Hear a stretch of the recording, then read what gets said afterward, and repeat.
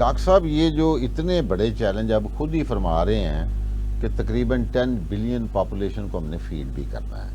اچھا پھر دوسرا ہماری جو گیسز کی ایمیشن کی جو ہے بہت بڑی جو ایریا ہے وہ رائس ٹرانسپلانٹیشن پہ. تیسرا یہ جو ہم نے جانور پال رکھے ہیں ہیڈ کاؤنٹ بہت زیادہ ہے, میتھین گیس ہے, ٹھیک ہے سر. اور مطلب کیا پھر ہم چاول کاشت نہ کریں؟ پوری دنیا میں آپ کو پتا ہے کہ اسٹیپل فوڈ کے طور پہ کھائے جانے والی چیز ہے ابھی چاول. تو کیا مطلب how people would come out of this?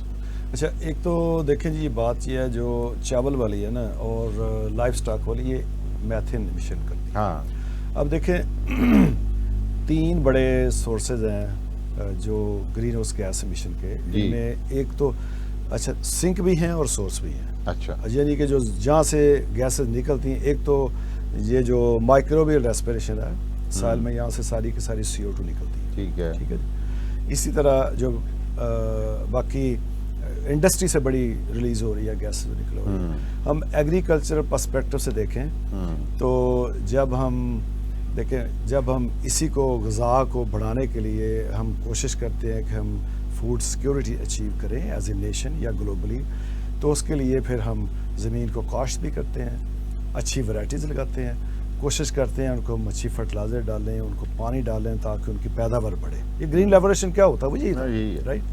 سو ابھی ہم جب ڈالیں گے اس کو زیادہ اس کی کلٹیویشن کرتے ہیں, اس کو تیار کرتے ہیں زمین کو, یہ عوامل بھی CO2 کے اخراج کا ذریعہ بنتے ہیں.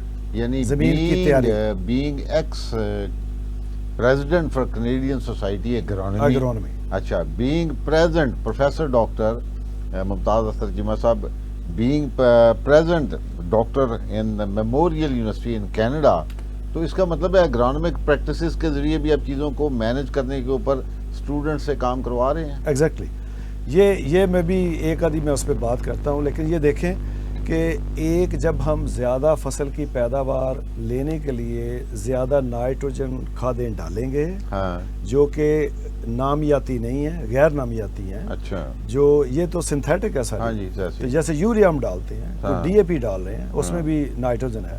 تو جب ہم زیادہ ڈالیں گے نائٹروجن ڈالیں گے تو جو سائنٹسٹ ہیں ان کو تو پتہ ہے کہ جب یہ نائٹروجن سائیکل جو ہے اس میں جو پہلا پروسیس ہے, جب یوریا ہم زمین میں ڈالتے ہیں تو زمین میں جو ایک انزائمز ہوتے ہیں وہ جس میں یہ سب سے پہلے جب ہم کھاد ڈالتے ہیں تو اسی وقت ہی اس میں یوریز ایک انزائم ہوتا ہے جو ہر زمین میں ہوتا ہے, ہر جگہ پہ ہوتا ہے. اس کے عوامل سے جب وہ یوریا سے ملتی ہے تو پھر وہ امونیا گیس, جو کہ گرین ہاؤس گیس نہیں ہے لیکن امونیا گیس کافی سارا جو ہے اس سے ضیاء ہوتا ہے نائٹروجن کا. پہلے سٹیپ پہ یہ ہے. اس کے بعد نائٹریفیکیشن ہوتی ہے, ڈی نائٹریفیکیشن ہے. نائٹریفیکیشن میں اس پروسیس میں اگر زیادہ بارش ہے تو نائٹریٹ لیچ کرتا ہے. ٹھیک ہے, وہ بھی ایک اس کا ضیاء نائٹروجن کا ہو رہا ہے. ہاں جی, وہ بھی بہت بڑا ضیاء. جب ڈی نائٹریفیکیشن ہوتی ہے تو اس میں پھر N2O یا ناکس گیسز نکلتی ہیں جو میں نے شروع میں بات کی تھی کہ وہ 300 ٹائمز ہیویئر ہے, رائٹ. تو یہ سارے کے سارے جو پروسیس ہیں جو ان کو ریگولیٹ کرتے ہیں وہ مائکروبز ہیں جو زمین میں ہوتے ہیں. ٹھیک ہے جی, انزائمز ہیں, جینز ہیں. اب یہ اس میں بھی آگے ٹیکنالوجی یہ ہے کہ ہم اگر نائٹروجن فرٹیلائزر ڈال رہے ہیں جو ہماری ریکوائرمنٹ ہے کہ زمینیں ہماری جو وہ فرٹائل نہیں ہیں تو ان کی فرٹیلیٹی کو بڑھانے کے لیے زمین کی پیداوار, اس میں پیداوار زیادہ کرنی ہے کہ ہم کھاد ڈالتے ہیں. جب یہ نائٹروجن کھادیں ڈالیں گے اس کی وجہ سے پھر نائٹرس آکسائڈ ریلیز ہوتی ہے جس کی وجہ سے ٹمپریچر بڑھتا ہے. ٹھیک ہے. اب یہ تو ایک وہ پہلو ہے جو ہمیں ضروری ہے وہ بھی کرنا ہے. تو ہمیں پھر کیا کرنا چاہیے کہ نائٹروجن فرٹیلائزر بھی ڈالیں اور گیسیں بھی کم کریں. ٹھیک ہے نا. ایک تو یہ طریقہ. اب دوسرا دیکھیں کچھ ہماری اپنی پریکٹس ہیں جو ہم کہتے ہیں جی جو زمین کے ذریعے ایسی پریکٹسز کریں کہ جو کاربن سیکویسٹریشن کریں. ٹھیک ہے. زمین کے اندر سیکویسٹر کریں. جب ہم کہتے ہیں نا کہ یہ سنک ہیں, ان میں جہاں جہاں مختلف فارسٹ ہیں وہ بھی سنک ہے, فصلات سنک ہے, اوشن سنک ہے. ٹھیک ہے. اب دیکھیں جب ہم CO2 ہے, فصلیں کیا کرتی ہیں کہ CO2 پانی کے ساتھ مل کے ضیائی تلیف ہوتی ہے جسے ہم فوٹوسنتھسس کہتے ہیں. تو پودے مجھے اس لیے پیارے لگتے ہیں کہ وہ اپنے لیے بھی خوراک بناتے ہیں, ہمارے لیے بناتے ہیں. ٹھیک ہے. یہ قدرتی نظام ہے, اللہ تعالیٰ نے ایسا بنایا ہوا ہے. اس طرح فارسٹ ہے اس میں بھی CO2 ملتی ہے. تو یہ ساری کے ساری CO2 جو مختلف پروسیس سے نکل رہی ہے, انڈسٹری سے نکل رہی ہے, وہ ساری کی ساری پھر ادھر جذب ہو رہی ہے, سنک وہ بن رہے ہیں. اب آگے دیکھیں تیسرا جو میں ذکر کر رہا ہوں, جتنا اوشن ہے دنیا میں آپ دیکھیں گے اس میں بھی CO2 جذب ہوتی ہے, لیکن اس میں پرابلم ایک اور ہو رہا ہے جو کانسیکوینس میں بھی بتانے لگا کہ CO2 پانی کے ساتھ مل کے تو کاربونک ایسڈ, جو لوگ کیمسٹری کے اسٹوڈنٹ کو پتا ہوگا کاربونک ایسڈ بنتا ہے. کاربونک ایسڈ وہ ایسڈ ہے, اس کی pH لو ہوتی ہے. جب وہ پانی میں جائے گی تو اوور دا ٹائم pH دیکھیں, آپ دیکھیں گے pH 7 شروع ہو کے اب بہت نیچے آ گئی ہے اس میں.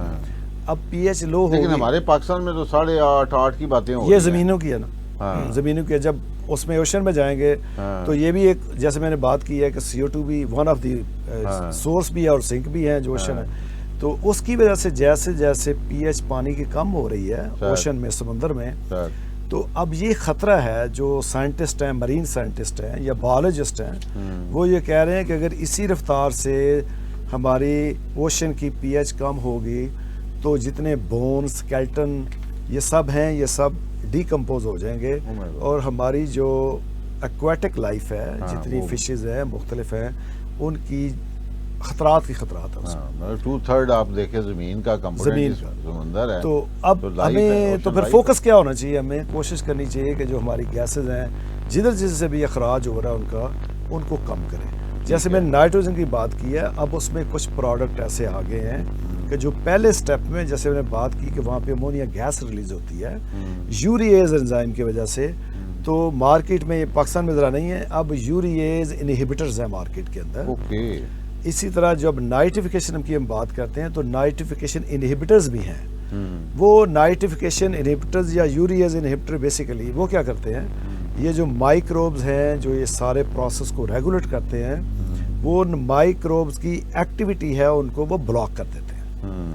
مطلب کہ وہ جو پروسیس ہو رہا ہے اس کو وہ تقریباً 2 ہفتے 14-15 دن تک اس پروسیس کو وہ روک دیتے ہیں, جس کی وجہ سے جو امونیا گیس ریلیز نہیں ہوتی. اسی طرح آگے نائٹریفیکیشن والا بھی وہ رک جاتا ہے. ہوتا کیا ہے کہ جو کھاد ہے وہ امونیم فارم میں پودے کو اویلیبل رہتی ہے, تو پودا اس طرح پھر اس کو اپ ٹیک کرتا ہے. ٹھیک ہے نا جی.